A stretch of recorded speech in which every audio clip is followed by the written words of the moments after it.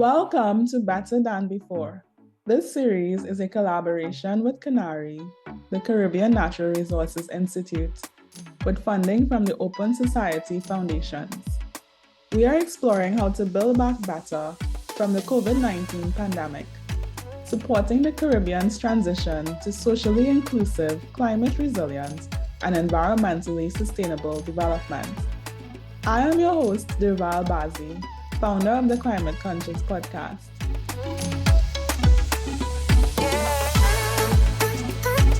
Today's special guest has over 25 years' experience in environmental governance and management across the Caribbean. She is currently Executive Director of the Caribbean Natural Resources Institute, CANARI, and has also held positions in other nonprofit organizations, as well as government, private sector, and academia.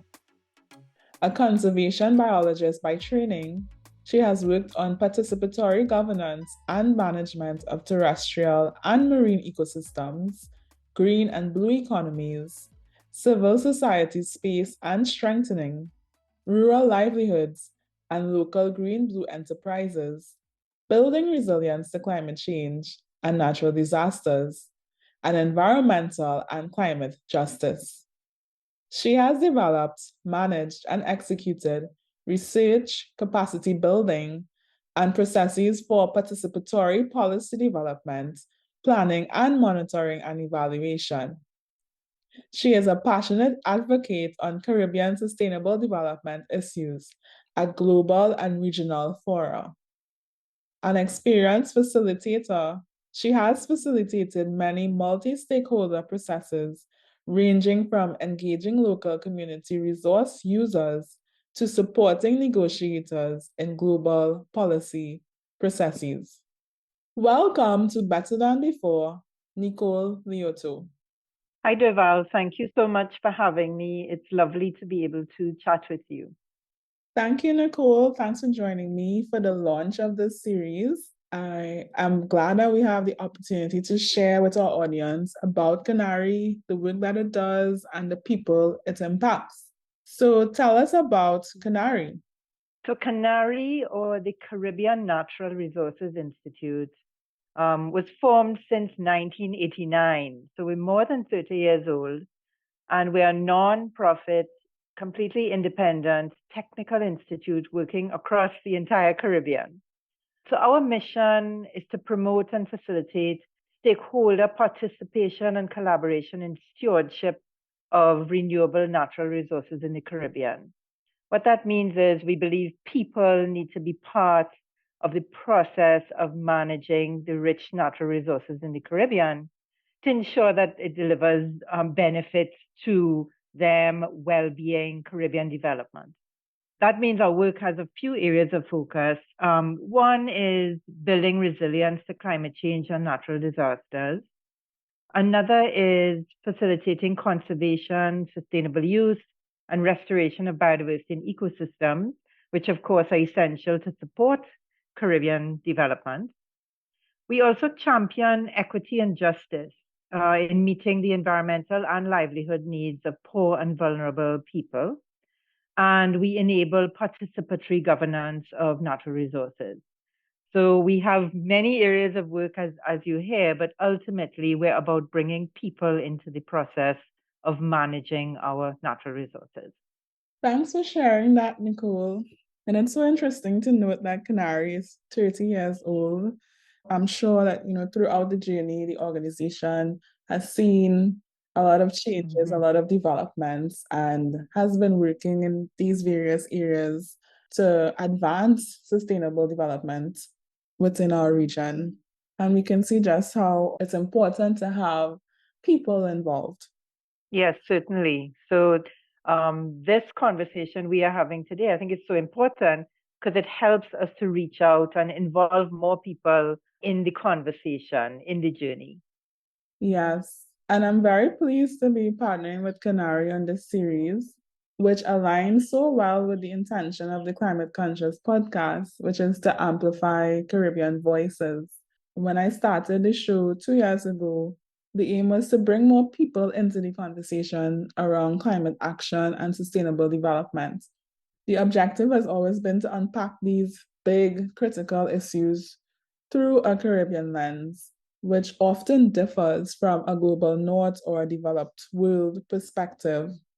Frankly, our lived experience is different.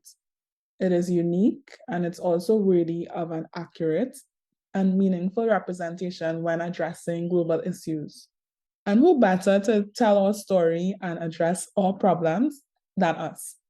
So, Nicole, bringing the focus to the series that we're launching today, Better Than Before. We're looking at the COVID-19 pandemic and how it intersects with the work that CANARI has been involved in over the past 30 years. So the COVID-19 pandemic was a tipping point for the world.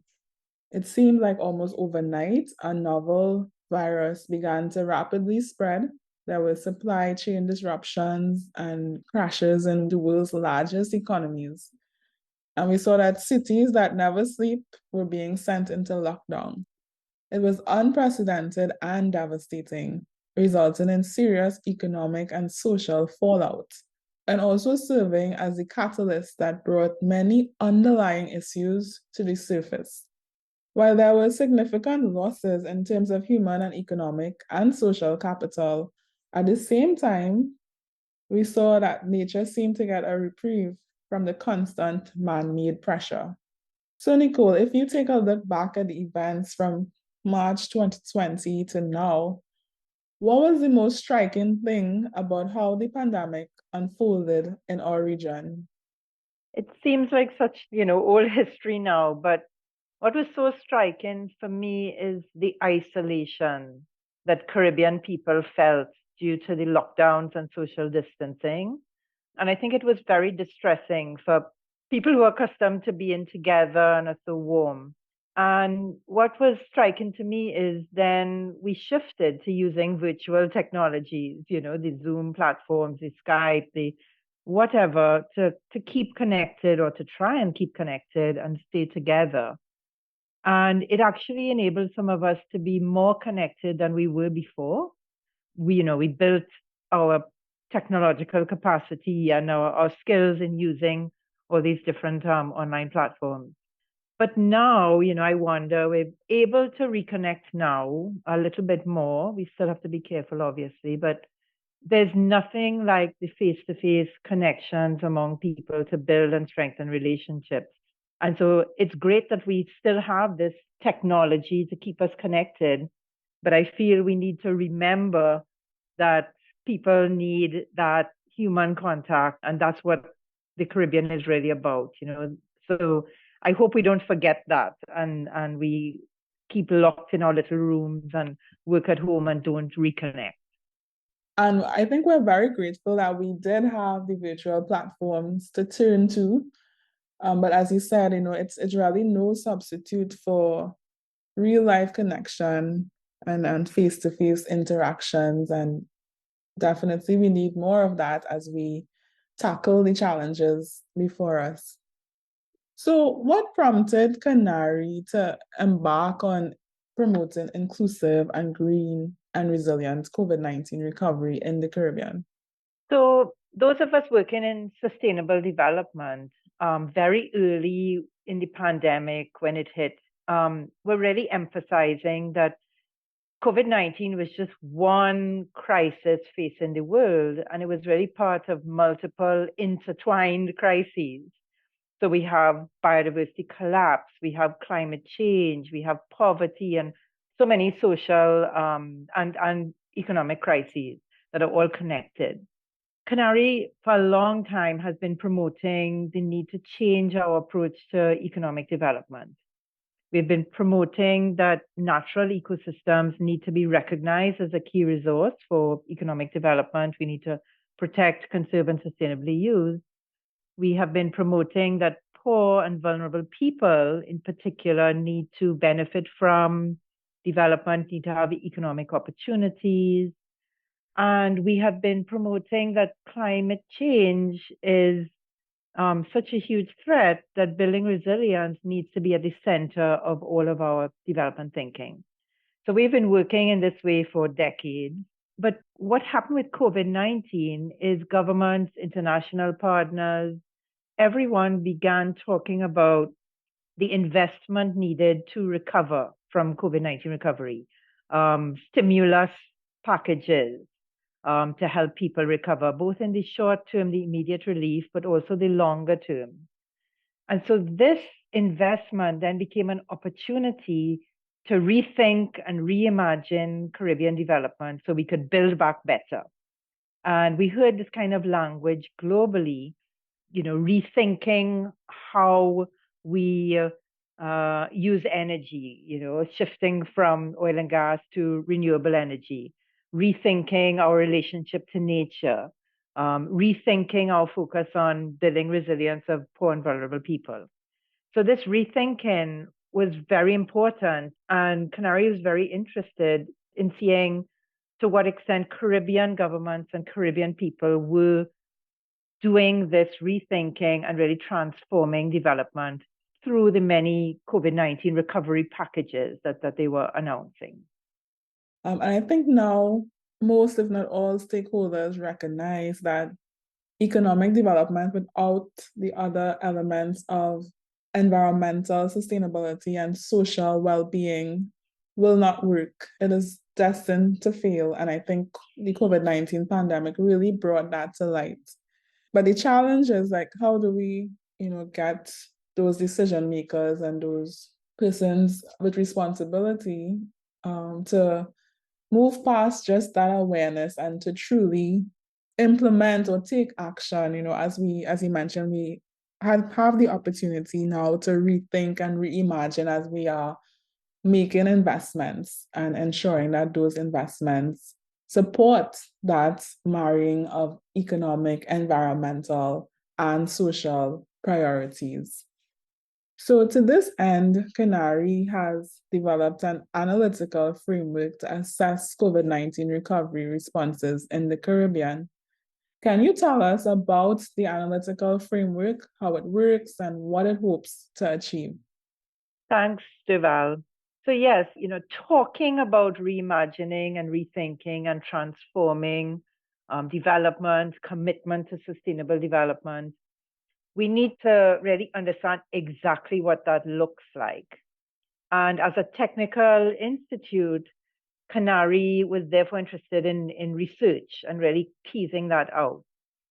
So what we did is we tried to define an analytical framework that would explain what that transformation looked like.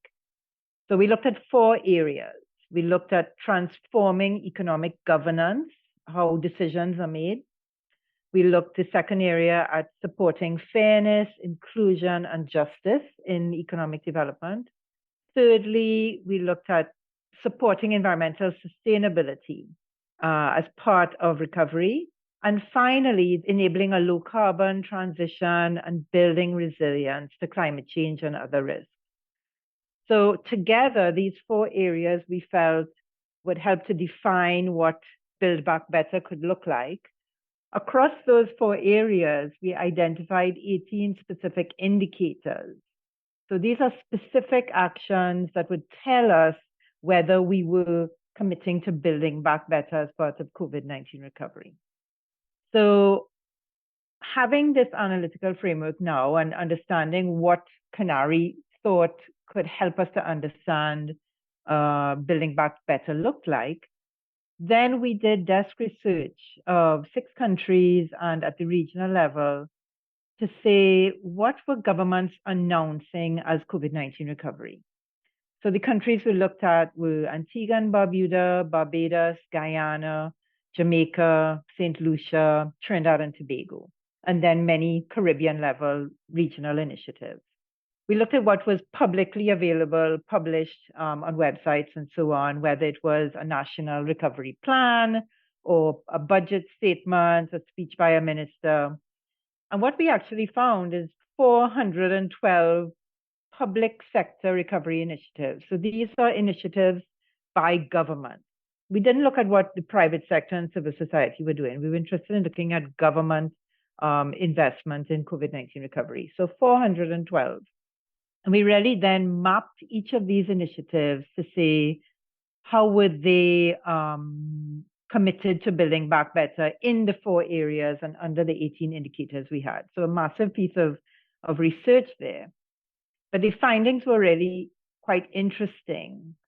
We found that 41% of those 412 public sector COVID-19 recovery initiatives were aligned with building back better, those 18 indicators that we had identified.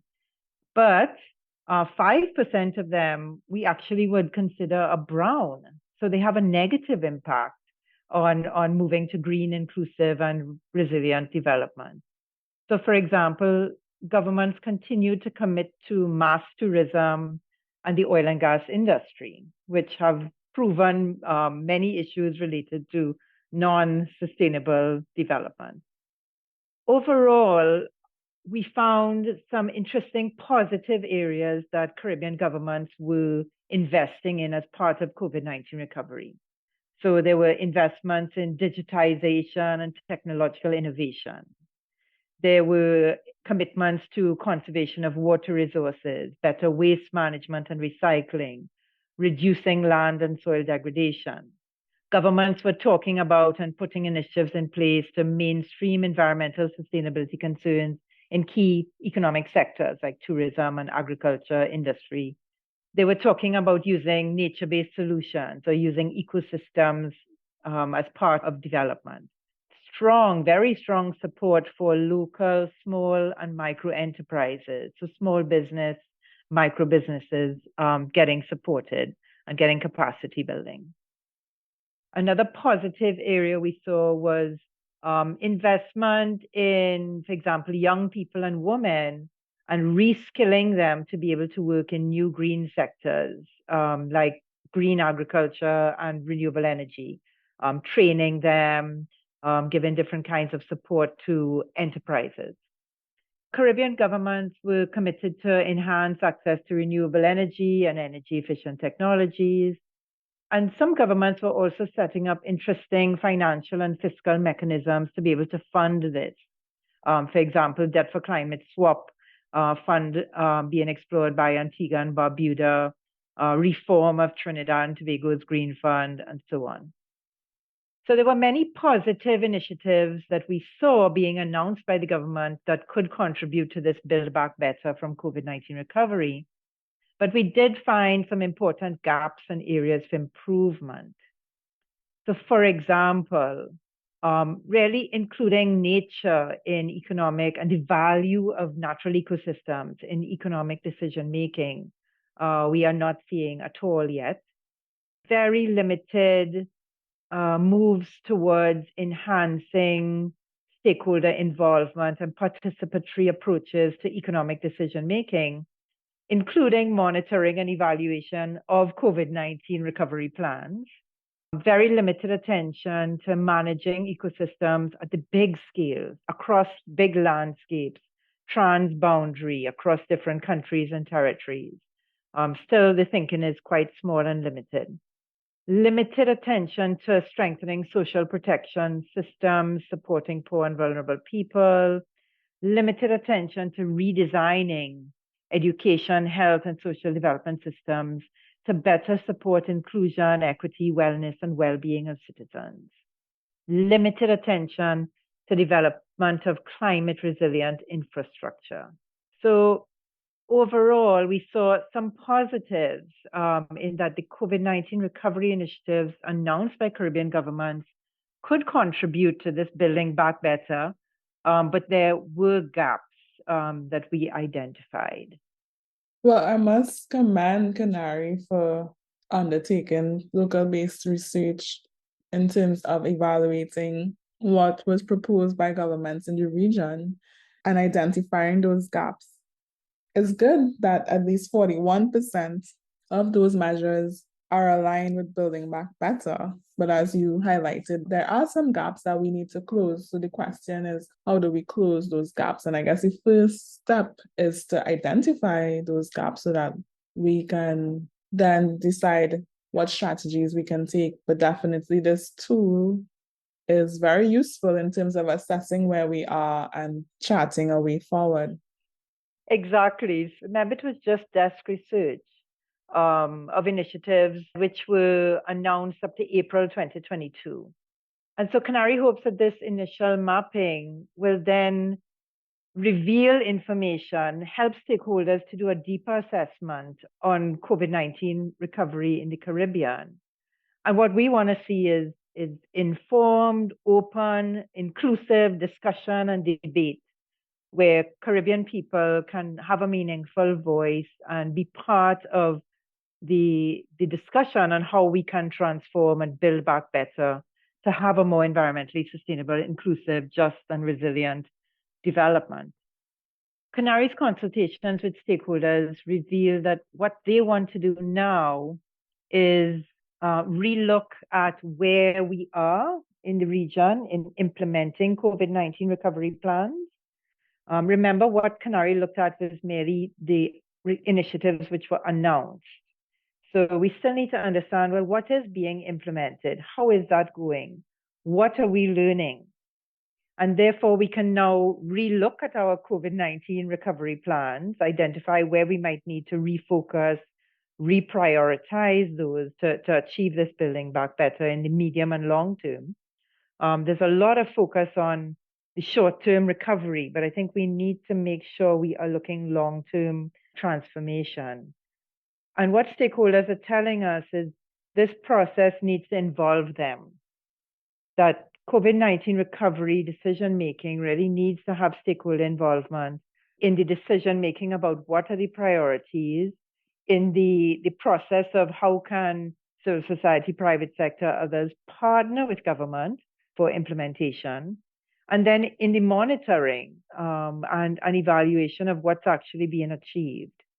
So stakeholders are really interested in being part of the process. And I think that's where this research can just help to stimulate the conversations, the dialogues, the debates, and then hopefully the action moving forward. Nicole, you may have answered this question, but I wanted to ask specific examples of how the framework has been used to enhance the post-COVID recovery action. Yes, I think this research really is looking at stimulating dialogue and debate. And that process is still ongoing. It's very early days still. And what we hope to do is publish the research, share the findings, then stakeholders in countries would be able to have conversations with their governments among each other to see how they can move forward with COVID-19 recovery, how they can be involved in the process, how they can be involved in monitoring, implementation, how they can be involved in action. We're still at that point of trying to get the information we've gathered out to help support Caribbean stakeholders. I think one of the good things about the framework is that it clearly shows the multidisciplinary nature of recovery. Like it's not just an economic issue, it's not just a health issue, but there's so many layers and so many sectors that intersect if we are really to have a good chance of a positive recovery. Exactly. Yeah, and when we're speaking recovery, we're not just talking about short term, as you mentioned. It's thinking long term, it's thinking intergenerational, it's thinking about, the investments we make today, the decisions we take today, how are they going to affect our future, but also generations that are coming after us. Exactly, Duval. So it's so important that we take this long-term view. And I think in the Caribbean and indeed the world, we were all really concerned about the immediate impact on people losing their jobs, the health impacts, obviously, the social impact, the impacts on mental health, the impacts on children not able to go to school. So the focus of governments, understandably, was on this relief measures, the immediate short-term actions. And I think those have been well developed now and have been implemented. And we really need to take a pause and say, are we understanding the impact this crisis had, not just on health, but environment, social systems, our economies? And we need to take a pause and rethink our approach to development. So, in addition to the analytical framework, what are some of the other key activities and results that have been produced or are in the pipeline with CANARI? We're continuing to support people in rural communities to develop local green blue enterprises. So these are businesses in rural communities that deliver economic benefits for people, but also benefits to the communities and the environment. This is a big program of work we have that we're continuing. Another example is we are continuing to work with governments and local communities on how they can use natural resources to build their resilience to climate change. So some people call this nature-based solutions, replanting mangrove, restoring coral reefs, reforestation, all of these ways that nature can help us build our resilience to climate change. That work is continuing. CANARI is working with some governments in the region to look at how we can better understand the economic value of natural ecosystems and the contribution to economic development, and therefore how governments should be thinking about protecting ecosystems as part of development in our islands. We're also continuing our work to support the wonderful civil society organizations working on the ground across the Caribbean who are protecting, conserving, and finding ways to sustainably use ecosystems and to provide livelihood benefits to local communities. So even while we do this research on initiatives, and we're talking about policies and plans, it's very important to remember that work on the ground also is needed, and we need to make this happen now and not just talk about it. Yes, and I think that CANARI is well placed to bridge the gap between high level policies and high level decision makers and work that happens on the ground. And I think if it's one thing that we should all take away from this discussion is that recovery and development is not just about protecting profits, but it's about protecting people, especially those that are underserved and marginalized, and also protecting our ecosystems. And it's based on the belief that we can do all of it together, that we don't have to, yes, there are trade-offs, but we can't prioritize one over the other, which we may have done in the past, but now we recognize the need to maintain those three key priorities in terms of economic, environment, and social well-being as we seek to move the region forward. Deval, I couldn't agree more. And I always remember the little buzzwords used with the Sustainable Development Goals framework of people, planet, and prosperity, that are really at the core of sustainable development we're talking about for decades. And of course, it's challenging to deliver that. As you said, the trade-offs are significant, but I completely agree with you that we need to involve people in those conversations. And it's really governments working with private sector, with civil society, those three groups coming together and really discussing and negotiating and coming up with a shared vision and priorities for Caribbean development at the regional, national, and local level. Yes. And CANARI and its partners are amplifying local voices for a just and resilient COVID-19 recovery. And in this series, we engage in dialogue with a diverse group of stakeholders, persons involved in academia, business, conservation work, and gender, discussing the desired transformation. We're redefining sustainable development in the Caribbean and sharing our biggest takeaways from the COVID-19 pandemic. As we focus on building back and building back better than before, what is on your wish list for accelerating the transition to sustainable, inclusive, and resilient development in the Caribbean? So I think my wish list, I think core to transforming our approach to development is transforming our approach to governance.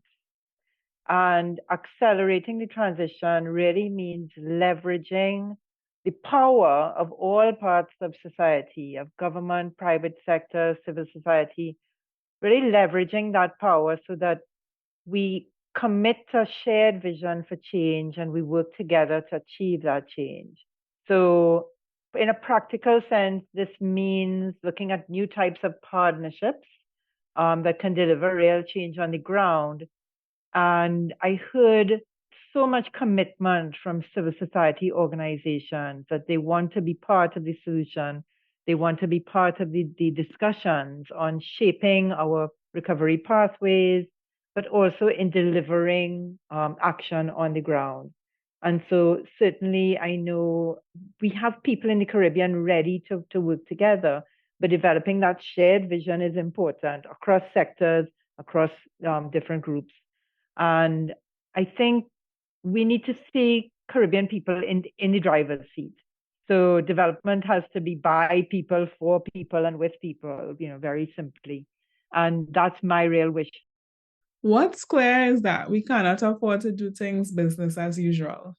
And one theme that runs through the series is connections.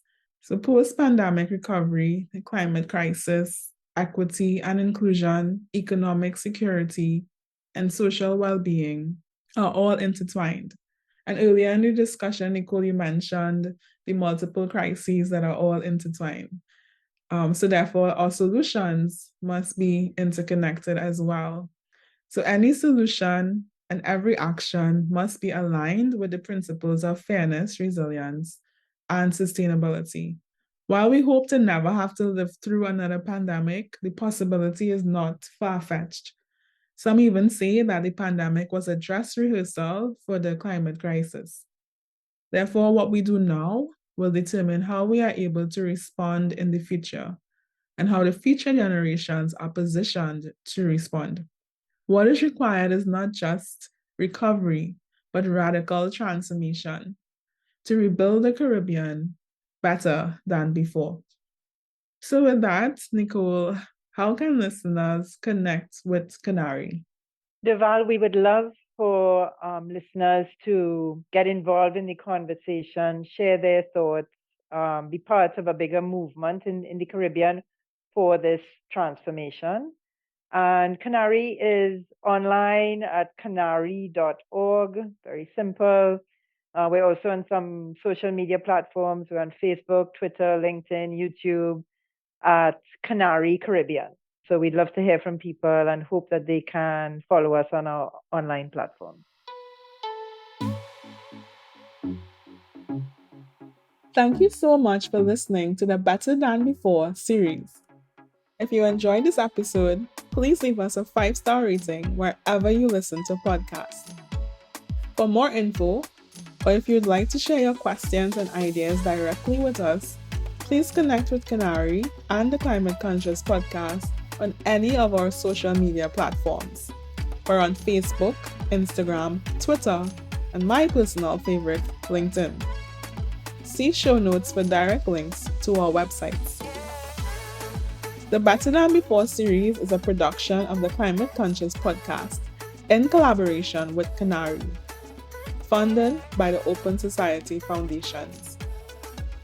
This series is edited and produced by Bradford Media, with artwork by Carrie Lee Dixon.